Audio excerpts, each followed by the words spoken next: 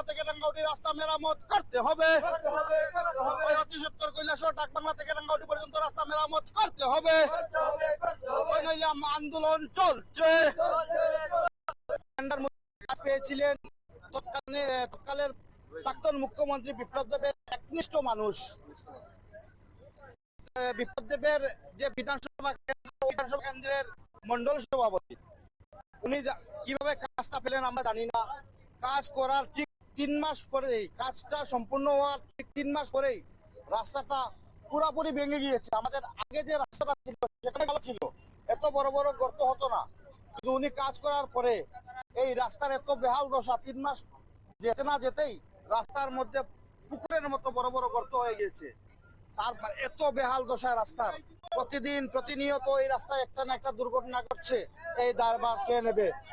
আমাদের প্রশ্ন মাননীয় মুখ্যমন্ত্রীর কাছে, আপনারা যদি স্মার্ট ত্রিপুরা তৈরি করতে চান তাহলে এটা কি স্মার্টের রূপ? আপনারা দেখতে পারবেন এই রাস্তার মধ্যে বড় বড় পুকুরের মতো গর্ত হয়ে গিয়েছে। তাই আজকে আমরা কৈলাসহর জেলা যুব কংগ্রেস এবং ব্লক যুব কংগ্রেসের উদ্যোগে আমরা রাস্তার আন্দোলনে নেমেছি। এবং কৈলাসহর পুরাতন ডাকবাংলো থেকে রাঙ্গাউটি পর্যন্ত বায়া কুবজার মুরার দোকানে যে রাস্তা, সেই রাস্তার বেহাল দশা। গত 2 বছর হয়নি রাস্তার কাজ হয়েছিল, তারপর 6 মাসের মধ্যে রাস্তাটা ভেঙে গর্ত গর্ত হওয়া শুরু হয়। আমরা দীর্ঘদিন এক্সিকিউটিভ এবং এসডিও এর সাথে যোগাযোগ করেছি, ওনারা কোনো পাত্তা দেননি আমাদের কথায়, যার কারণে আজ থেকে প্রায় 6 মাস আগে আমরা এই রাস্তা অবরোধ করার পর সেখানে মেইনটেনেন্সের কাজ এসেছিল।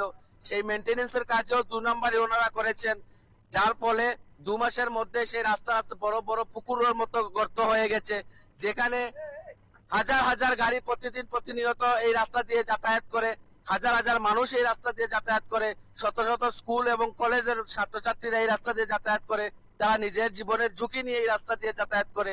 এটা রাস্তা না জমিন, না মানে রাস্তার উপর জমিন, না জমিনের উপর রাস্তা, সেটা মানে বলা যায় না এমন অবস্থা, যেখানে প্রতিনিয়ত মানুষের একটা না একটা দুর্ঘটনা ঘটছে এই রাস্তার কারণে।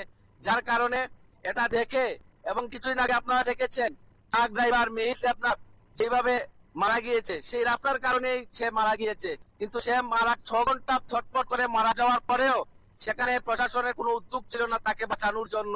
এইখানে এই রাস্তার সেই একই ধরনের অবস্থা, যেখানে একটা যদি অ্যাক্সিডেন্ট হয় তাহলে মানুষ এখানে বাঁচা অসম্ভব হয়ে দাঁড়ায়। যার কারণে আমরা কৈলাসহর যুব কংগ্রেস, জেলা যুব কংগ্রেস এবং ব্লক যুব কংগ্রেসের যৌথ উদ্যোগে আমরা কুবজার মুরার দোকানে রাস্তা অবরোধ করেছি।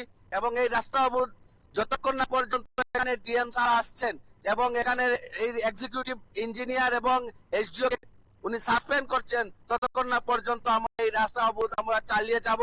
এবং দরকার হলে এখানে আমরা আমরণ অনশন করব, কিন্তু ততক্ষণ না পর্যন্ত আমরা এই আন্দোলন করব যতক্ষণ না পর্যন্ত সেই রাস্তার কাজ হচ্ছে।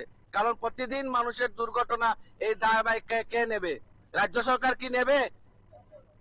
সবসময় বলা হয় digital India, makeup India, startup India, অমৃত মহাকাল। এই অমৃত মহাকালের এই ধরনের অবস্থা, রাস্তার পাথর উঠে উঠে যাচ্ছে, এখানে ভিটামিন ছাড়া রাস্তা তৈরি করা হচ্ছে। মানুষ, এই যে গাড়ির ড্রাইভার গুলো আছে, টমটম ড্রাইভার বলুন, যে কোনো গাড়ি ড্রাইভার বলুন, ওনারা ওনাদের জীবনের ঝুঁকি নিয়ে ওনারা এই রাস্তা দিয়ে চলাফেরা করেন। এখানে যদি একজন মানুষের অ্যাক্সিডেন্ট হয়ে প্রাণহানি ঘটে, এর দায় কি রাজ্য সরকার এবং রাজ্যের মাননীয় মুখ্যমন্ত্রী মানিক সাহা বাবু নেবেন? এই প্রশ্ন আমাদের কাছে, আপনাদের মাধ্যমে এই প্রশ্ন আমরা রাজ্য সরকারের কাছে করছি। অতি সত্বর যদি এখানে এক্সিকিউটিভ এবং এসডিও কে সাসপেন্ড করা না হয় এবং ডিএম স্যার এখানে এসে যদি আমাদেরকে আশ্বস্ত না করেন যে এই রাস্তা উনি সংস্কার করবেন বলে, ততক্ষণ পর্যন্ত আমরা এই আন্দোলন এখানে চালিয়ে যাচ্ছি।